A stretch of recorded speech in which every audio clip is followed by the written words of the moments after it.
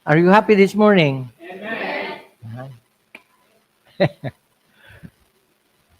That's more like it. Pakisabi mo sa katabi mo, makinig tayong maigi, ha? Makinig tayong maigi. Bakit mahalaga na nakikinig ka na rin lang, igihan mo na?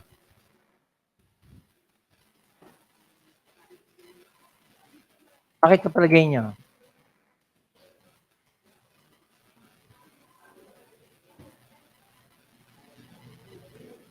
Pakiano mo nga yung text natin. The sharing of the gospel has a very important goal. Every time the word of God is being preached, it is not only being preached for the sake of preaching. Kaya yung attitude na nakaraos na naman,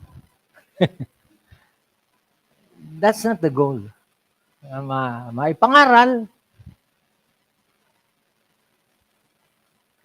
makaraos, tapos na. Hindi, that's not the goal. What's the goal?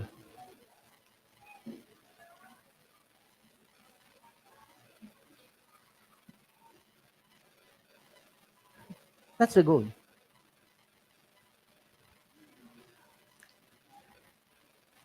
Confirming the souls of the disciples,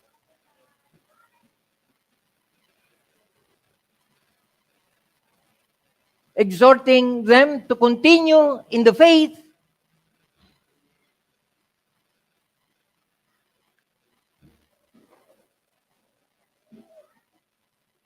bakit napakahalaga nitong ginagawa natin? Kasi habang papalapit ng pagbabalik ng Panginoon, magkakaroon ng tagirap. At nararanasan na natin. By the way, trivia.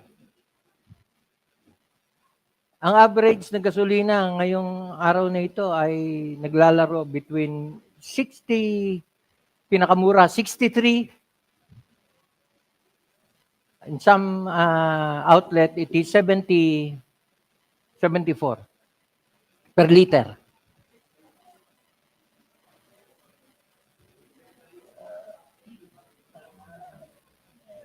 Kaya kung hybrid yung sasakyan mo, walang masyadong problema. When we say hybrid, yung may gasolina, may electric. Pero sa naririnig ko ngayon, wag muna kayong mag-hybrid. Nakaka-high blood. Kasi isang diferensya ng baterya, hindi mo alam kung kailan ka madedrain. At kung magka-diferensya yung baterya, napakamahal. Makakabili ka ng isang bagong sasakyang ordinaryo sa isang baterya. Ba't ko sinasabi ito?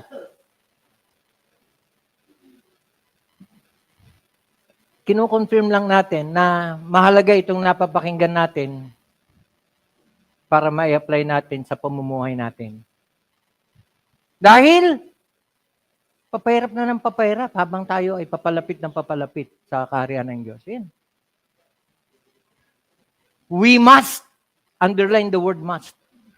Kailangan. Mangyayari at nangyayari. Tama? Kaya ginamit kong halimbawa yung presyo ng gasolina. Presyo ng bigas, bababa raw sa 20. Fake news.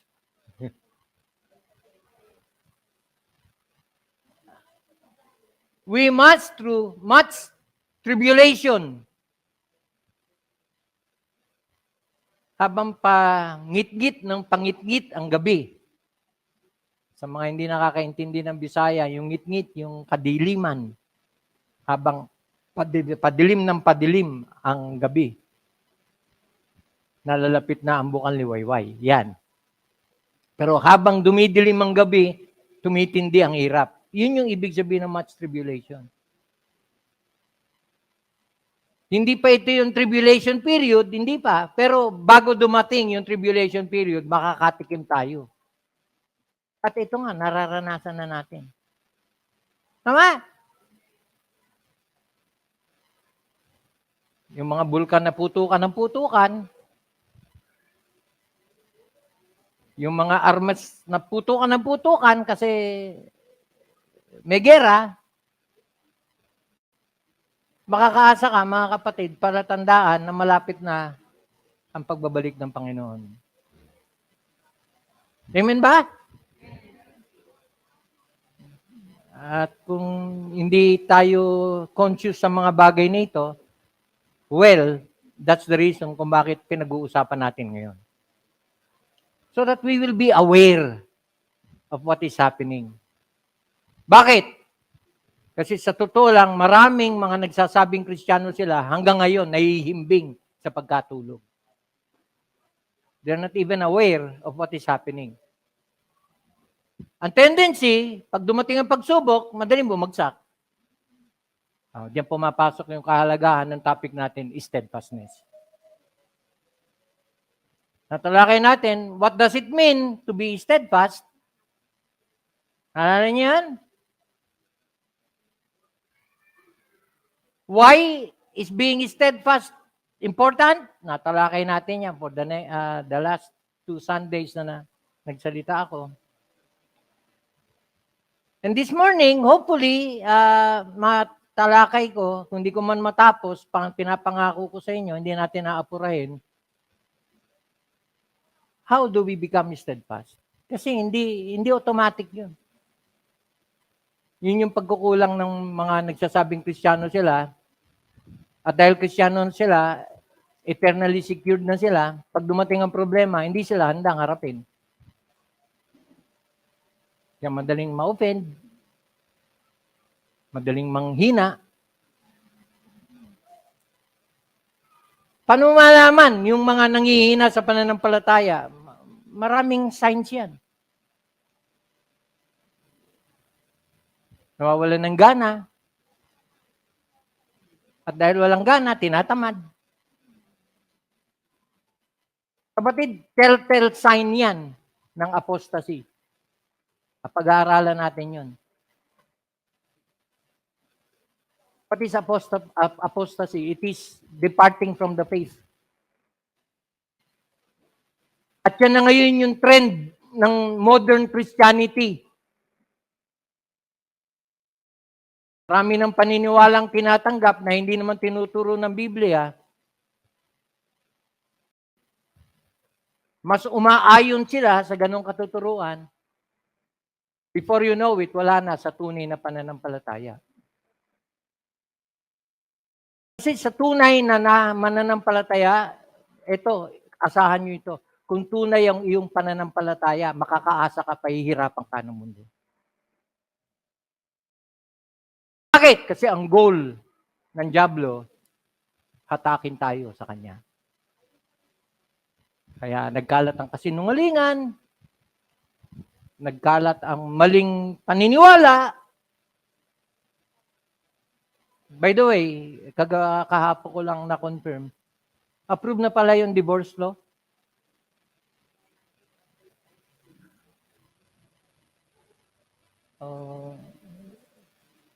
Divorce. Hindi na mahalaga ang kasal. Kasi anytime, pwede mong palitan. Yung sinabi ng Biblia, what God hath joined together, let no man put asunder, hindi na totoo sa ating panahon kasi pwede ka nang mag-apply for divorce. Kaya yung mag-asawang walang ginawa, kundi mag-away na mag-away, may remedyo na. Maghanap ka ng bago.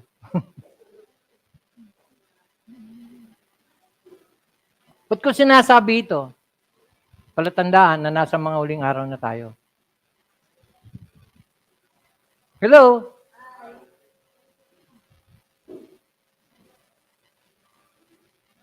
So, why is it important?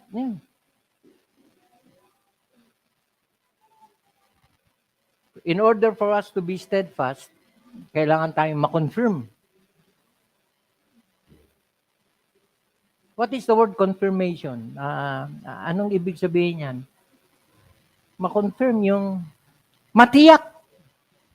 Sa computer, yung pag may pinindot ka na gusto mong gawin sa computer, magtatanong siya, are you sure? Yun yung confirmation.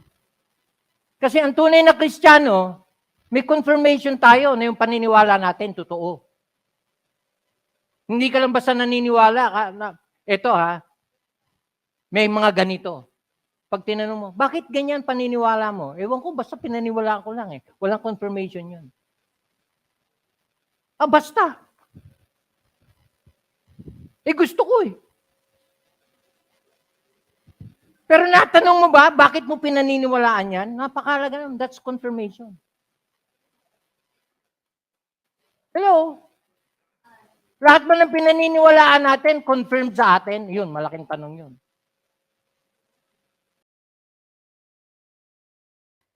So for the confirmation of the souls, of the disciples, the souls, that speaks of eternal security, na sigurado ka kung saan pupunta kaluluwa mo pag namatay ka.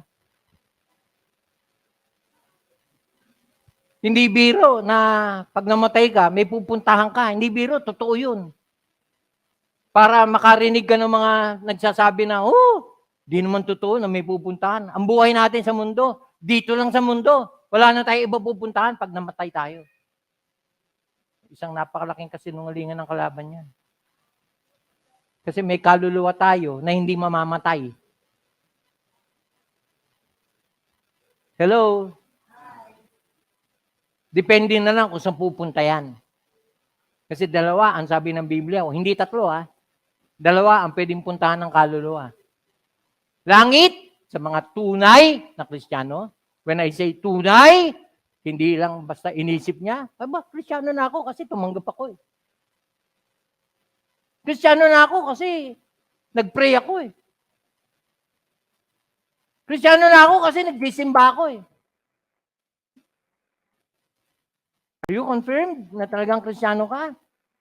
Yun yung layunin ng mga preaching natin na magtanong tayo sa sarili natin, oo nga, Kristiyano nga ba ako? Hindi tayo pinagtatanong para magduda. Hindi. Tinatanong tayo para masigurado natin. Totoo ba? Hindi layunin ng mensahe na palagi na lang na i-affirm, mabait ka, kaya pupunta ka ng langit. Kasi kasali ka dyan, kaya nga, pagbutihin mo. Hindi, walang pagbabago sa buhay. Tandaan nyo, yung confirmation is for the soul.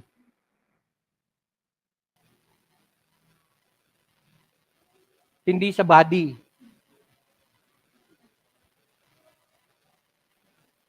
Kasi the body will take care of its own. So, nasaan na ako? Wala sa outline itong ating introduction.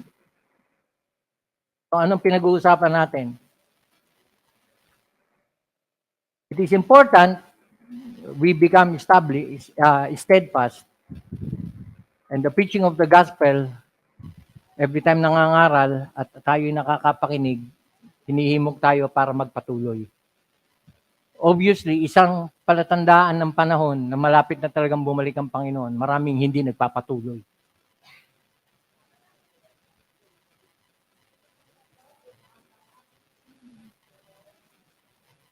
Take note of the word continue.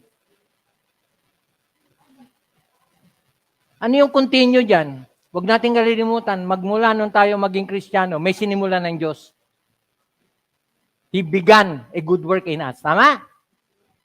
At ang pangako niya, He will finish it unto the end. Kaya nga si Kristo, He is the author, siya yung nagpasimula, He is the finisher of our faith. In the meantime, itong kalagitnaan, the just shall live by faith. Kasi kung ano yung sinimula ng Diyos, dapat ipagpatuloy natin hanggang matapos. Kasi maraming hindi nakapagsimula sa Diyos, nagsimula sa sarili, hindi makakatapos kasi nalunod. Are you listening? Kaya yung topic kaninang Sunday School, akmang-akma rito. Steadfastness. Kasi isang palatandaan ng isang tunay na Kristiyano is that he will endure. He that endureth to the end, yung ating theme sa anniversary. The same shall be saved. Kaya don't expect na yung hindi magpapatuloy, papasok ng langit. Don't expect. Bakit? Kasi isang palatandaan na ikaw ay Kristiyano, magpapatuloy ka hanggang katapusan. Hindi hanggang katapusan ng buwan, ha? Kasi kahapon yung katapusan, eh. Bagong buwan na ngayon, eh.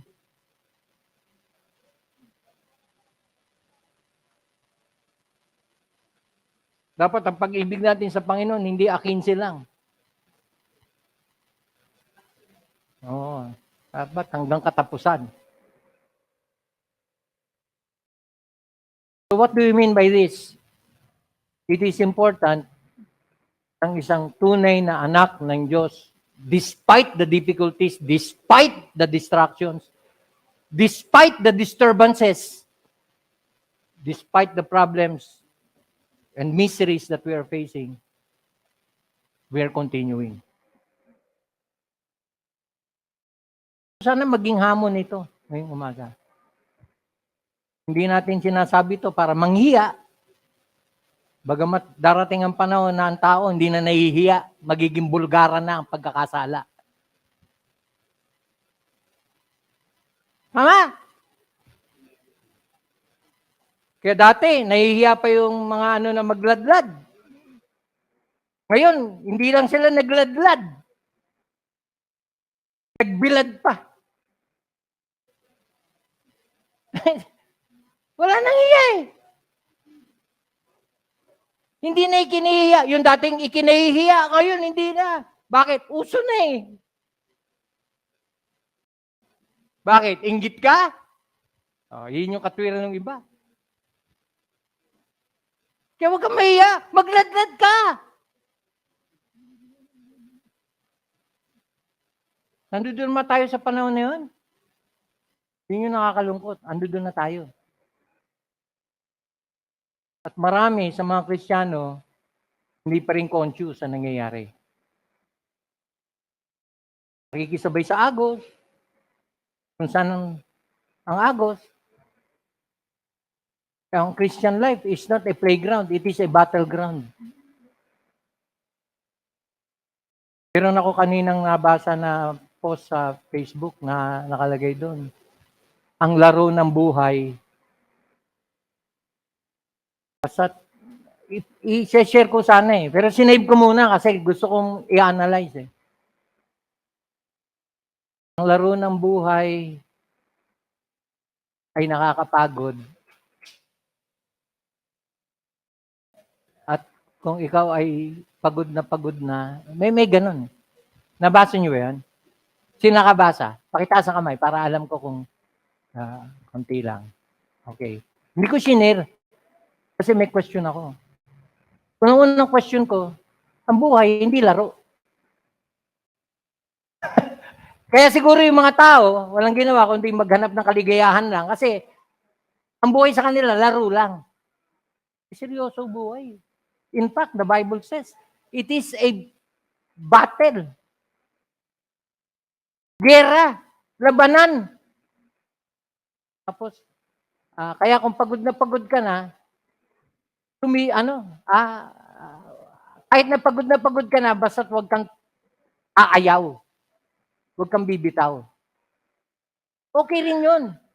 Kaya lang, ba't mapapaabutin doon sa punto na pagod ka na? Pwede ka magpahinga. Hello? Tama? Kasi yung mga pagod na, umasa sa sarili niyang lakas. Kaya ang sabi sa Bible, ang pagtitiwala nakakonekta sa rest, salitang rest. Hindi ko sinabing ang pag Kristiyano ka, hindi ka mapapagod. Wala namang ganun. Napapagod tayo, pero hindi ka aabot sa punto na pagod ka na, ayaw mo na. Kasi yung umaayaw, walang pinanghahawakan yun. Tama? Ano yung basis ko doon sa pahinga? Hindi ko sinasabing magpahinga, tumigil. Hindi. Kasi kahit sa boxing, may pahinga eh. ginamit siya ni Ali. Every time na pagod na siya, he uses the rope. Tapos pinapayagan niya yung kalaban niya, suntukin siya ng suntukin. Basta ilag lang siya ng ilag. At the same time, nakakapagpahinga siya. And true faith requires that every once in a while we rest. We don't rest from work. No, we rest in the Lord. Kumbaga kay Ali, si Kristo yung ating rope na pwede mong sandalan. Habang nakasandal ka doon sa rope, hindi ka sumusuntok kasi iniipon mo yung lakas mo. What? Nakaka-relate kayo? Hindi ako boxer pero inanalyze ko lang. Oo nga, no? Kaya si Ali, pagkapagod na yung kalaban, kasi hinayaan niya sumuntok ng sumuntok, pagka siya naman ang nagsimulang bumira, hindi na niya tatantanan. Kuha. Kaya huwag kang magpakapagod sa walang kawawaan. Kasi ito napansin ko, sa paglilingkod sa Panginoon, bagamat nakakapagod, pero nagdudulot ng kasiyahan. Amen? At alam niyo kung ano yung nagpapalakas sa atin sa paglilingkod sa Panginoon? The joy of the Lord is our strength. Amen ba? So, ito na, handa na tayo. How do we become steadfast? Hindi porket Kristiyano ka, automatic magiging matatag ka. Hindi. Meron tayong dapat gawin. Kasi kasama yan sa realities, relationship, and responsibilities na pagka Kristiyano ka, may pananampalataya ka, at yung pananampalataya na yan yung target ng kaaway na gusto niyang durugin. Gusto niyang buwagin. Kaya tayo, bilang Kristiyano, yan naman yung responsibilidad natin na dapat yan yung patatagin. Patibayin. Hindi sa ganang atin, kundi sa Panginoon. Kaya napakalaga nung the just shall live by faith. Bakit? Kasi ang tagumpay, nakakamtan kung tayo ay tunay na nagtitiwala sa ating kapitan. Amen? So, how do we become steadfast? Of course, hindi ko na i-define ano ibig sabihin ng steadfast. Sa Tagalog, ano yung salitang steadfast? Sa Tagalog. Steadfast. Ano yung verse na pumapasok sa isip nyo? Every time marinig mo yung salitang steadfast. Ako, isang verse na dumidikit every time maisip ko yung steadfast. 1 Corinthians 15:58. Therefore, my beloved brethren, be ye steadfast, unmovable, always abounding in the work of God. Tignan niyo yung tatlong word, steadfast. Kasi kung steadfast ka, magiging unmovable ka.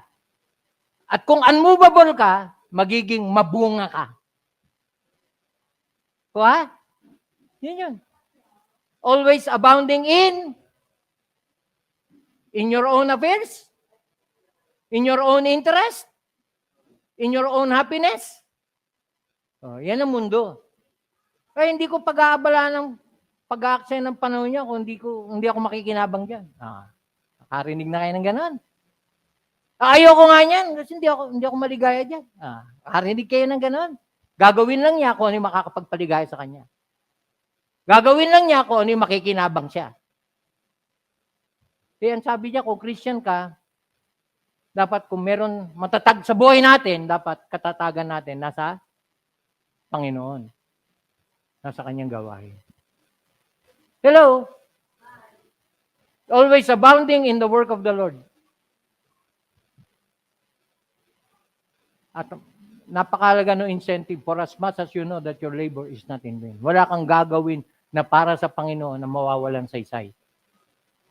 Kasi lahat ng gagawin natin para sa Panginoon, hindi niya kakalimutan. Amen ba? So how do we become steadfast?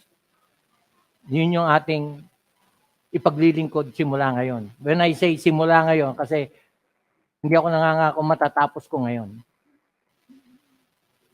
Hindi natin iapurahin kasi kung gaano karami yung letter ng steadfast.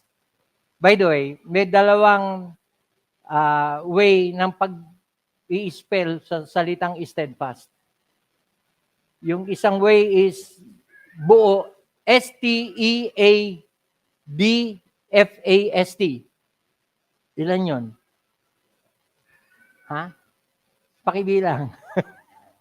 10? 2, 4, 6, 8, 9 lang. So, yun yung isang way of spelling it, may kasamang A pagkatapos ng E. Kasi yung modern spelling it is the word steadfast na walang A. S-T-E-D-F-A-S-T. At may dahilan ako kung bakit mas pinili ko yung una. At may dahilan kung bakit gusto ko idagdag yung A.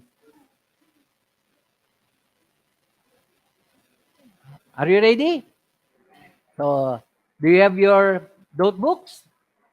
Kasi if there is anything na sana wag nyo ma-miss, ito yun. Kasi theme natin sa anniversary, enduring to the end. Makakatulong sa atin. Nag-amen ba yan? Makakatulong sa atin ito para mag-endure. Yung bang dati, ang dali mong manghina, ang dali mong mapagod. Ba't ganun, ano? Pag ginagawa mo yung mga makamundong bagay, wala kang kapaguran. Pero sa Panginoon, nagsisimula ka pala, pagod ka na. Ba't ganun, no? Totoo ba yan? Pakatotoo naman tayo. Pastor, ako, nag-enjoy na ako. Lumago ka na, kapatid, kung talaga ang kaligayahan mo nasa Panginoon. At pagka ang ginagawa mo para sa Panginoon, it is as if hindi ka napapagod. Ito yun. Why? Kasi lalo pa kung ginagawa mo, gusto mo, mula sa puso, kapatid, nagbibigay kaligayahan yan. At kung ang kaligayahan natin na ginagawa ay para sa Panginoon, kapatid, it becomes our strength. The joy of the Lord is my strength. Okay ba? So, nakailang ulit na ako tungkol sa joy. Bakit ko sinasabi yun? Pakicheck natin kung nasaan ang ating kaligayahan. Kasi maraming tinatamad na sa gawain kasi iba na kaligayahan. Are you listening? So the Bible is full of advices on how we can maintain steadfastness. Steadfastness in the faith.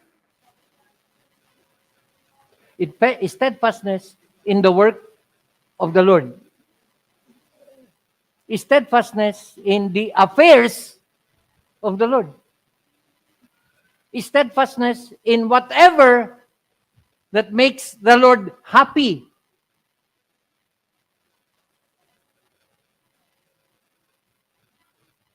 So, sisimulan ko, gagamitin ko yung acronym na steadfast.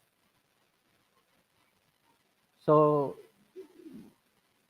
lahat ng letter ay represented in the scriptures. So, lahat ng ating pag-uusapan, habang binabanggit ko yung mga letters, ngayon, kung may maiisip pa kayo mga talata na siguro na-miss ko, idagdag nyo, kaya kayo may notes. Make sure lang na talagang tugma. Let's begin with the letter S. How do we become steadfast? Hindi automatic yun, ha? Hindi porket mananampalataya ka, magiging steadfast ka. Hindi. Target ng dyablo ang lahat ng anak ng Diyos na tayo ay pabagsakin, tayo ay panghinain, tayo ay tangayin, whatever, kung ano pa ang gusto niyong sabihin. Kaya napakalaga na magpakatatag tayo. Magpakatatag. O, sabihin mo sa katabi mo, o, magpakatatag ka ha.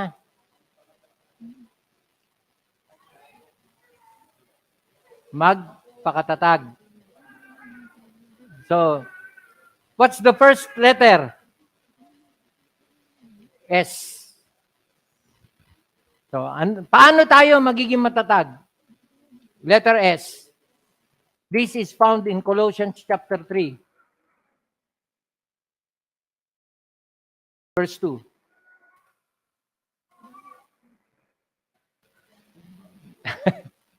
Obvious ba?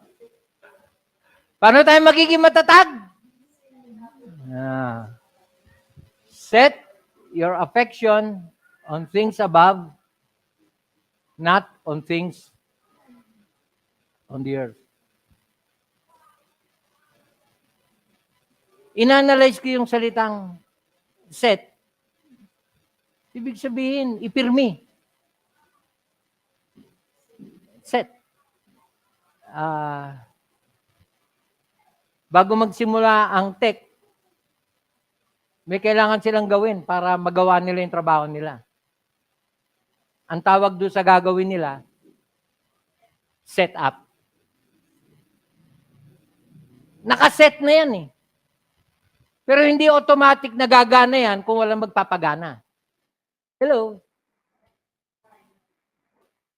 So pagka yung gagalaw, naupo na, at nagsimula na siyang gumalaw, saka pala magsisimula yung kanilang setup. Tama? Ganon din sa buhay Kristiyano. Pag sinabi nating the just shall live by faith, hindi mo sinasabing wala akong gagawin, hayaan ko lang ang Diyos. Hindi naman totoo yun. Maraming mga easy target ang dyablo kasi may mga Kristiyano walang ginagawa. Nagsisimula ang steadfastness kung saan tayo nakapokus. Yun yung word na set. Karamihan ng mga nasa tech, lumalabo mata kasi wala silang ginawa kundi tumutok sa computer. At ang masama, parang si Ina lang yan eh. Hindi siya masaya na nakatingin. Kailangan niya lapitan. Bow down thine ear.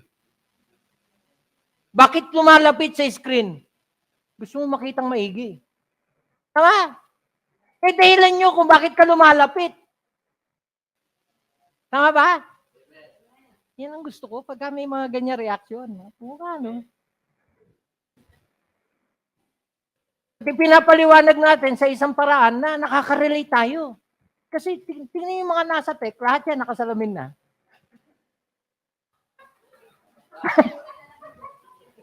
Bakit? Kasi sa sobrang nakapokus sila, nakaset sila, apektado yung mata. Ako, mag-ingat kayo, lalo yung nagla-laptop o nag-gadget sa gabi, napatay ang ilaw. Mag-ingat kayo. Yung tinatawag na blue light.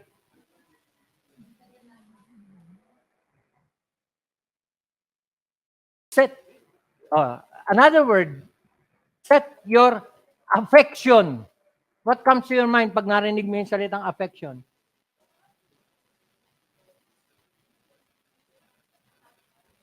What is affection? Ano connected sa affection? Alin? Emotion.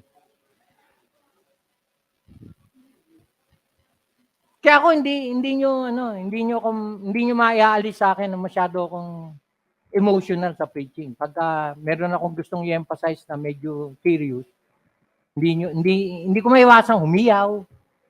Kaya may mga bata na, yan, galito si pastor. Kasi pag seryoso ka sa isang bagay, hindi mo maihiwalay yung emotion mo. Tama? Pag seryoso ka sa isang bagay, nadadala ka ng damdamin mo na. Ito pa, another word na connected sa affection is the word love. Ito. Having said that, binigyan ko na kayo ng clue. Ano yung verse na pwede niyong iduktong dito?